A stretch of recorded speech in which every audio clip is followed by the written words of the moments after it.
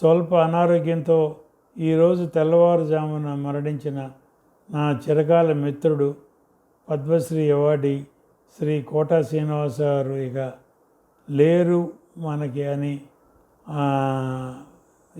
తెలిసిన తర్వాత నాకు చాలా బాధ కలిగింది.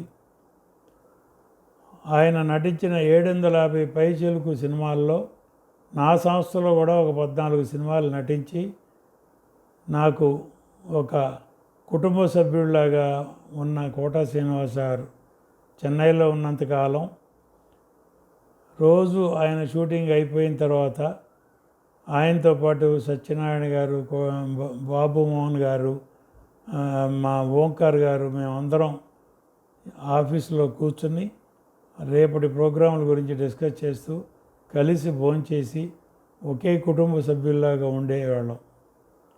అటువంటి శ్రీనివాస గారు ఈరోజు లేరని తెలిసి చాలా బాధగా ఉంది.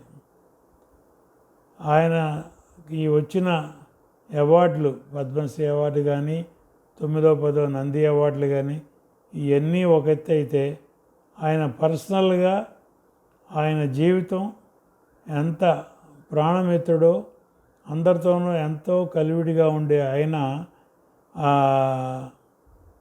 సరే అందరికీ మరణం అనేది తప్పదంటారు, కానీ ఈరోజు నన్ను చాలా బాధ పెట్టింది.